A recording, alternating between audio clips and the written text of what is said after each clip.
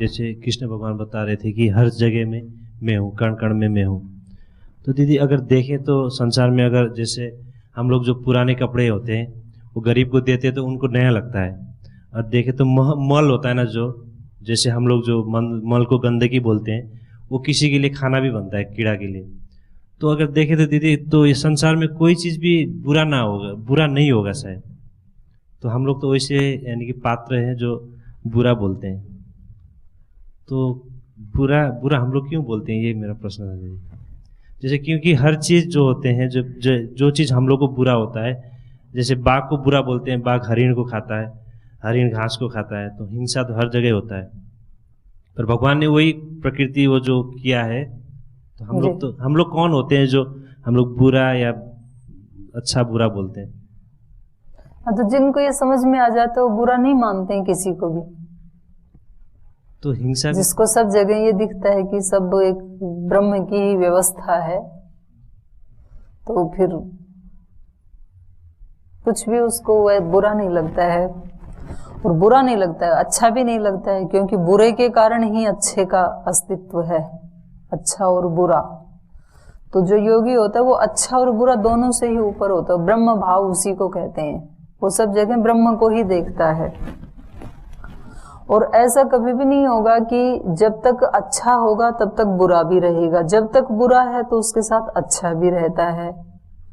कोई भी युग हो, सतयुग हो, त्रेता हो, द्वापर हो, कलयुग हो, तो कभी भी ऐसे नहीं होता है कि किसी एक का अस्तित्व हो।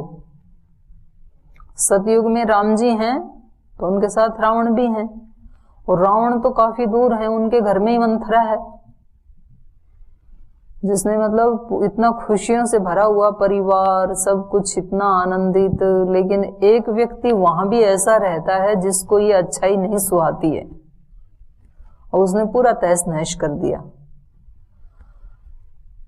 भगवान योगेश्वर कृष्ण, उनके माता पिता इतने ईश्वर के भक्त, वासुदेव देव की, और उनके सामने भी कंस है, उसी का सगा भाई है देवकी का, उसी घर में।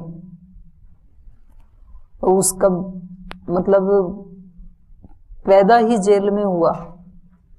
तो कभी भी जीवन में ऐसे नहीं होगा कि हम इतना कुछ पुरुषार्थ करेंगे, सुधार करेंगे, सबको ऐसा बनाएंगे, सबको जगाएंगे और सब अच्छे हो जाएंगे और तब हम खुश होंगे। ऐसा कभी भी नहीं होगा, क्योंकि अच्छाई वो बुराई के, कुछ तो बुरे रहेंगे तभी तो अच्छाई का अस्तित्व रहेगा, तो कुछ तो बुरे होंगे। हमारे अपने शरीर में भी, हमारे अपने मन में भी सत्व रज तम तीनों का अस्तित्व है। तो सत्व जब तक रहेगा तो सत्व किसके अस्तित्व से है? रजोगुण और तमोगुण के अस्तित्व से ही है। रजोगुण तमोगुण नहीं रहेंगे तो सत्व भी नहीं रहेगा। तो उसमें यह देखना है कि ऊपर किसको रखना है प्रयास पूर्वक, सात्विकता को ऊपर रखना है या राजसिकता को या तामसिकता को। जाएंगे तब तो तीनों जाएंगे, बुरा जाएगा तो अच्छा भी जाएगा। फिर ये नहीं होगा कि सब कुछ अच्छा है, अच्छा भी नहीं है। अच्छा किस, एक ही सिक्का है, इधर अच्छा है इधर बुरा है, तो सिक्का जाएगा तो दोनों ही जाएंगे। और एक यदि है तो इधर वाला भी है, तो जब तक बुरा दिखता है तो अच्छा भी है, अच्छा दिखता है तो फिर बुरा भी दिखेगा कहीं ना कहीं। तो योगी क्या करता है?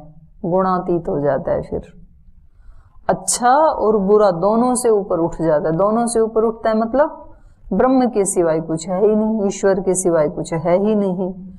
एक वो भी स्थिति है हमारे चेतना की, मन की, बुद्धि की, प्राण की, कि ईश्वर है तो कहाँ है, दिखता क्यों नहीं है, अनुभव में क्यों नहीं आता है। और एक वो भी स्थिति है जो कहीं एक कण भी ऐसा नहीं दिखता है जहां ब्रह्म ना हो, सब कुछ ब्रह्म ही ब्रह्म है, ऐसी भी अनुभूति, वो भी चेतना की ही स्थिति है। एक योगी की चेतना की स्थिति है, एक आम आदमी की चेतना की स्थिति है दोनों आत्मा की ही चेतना की स्थिति। आत्मा वो ही है।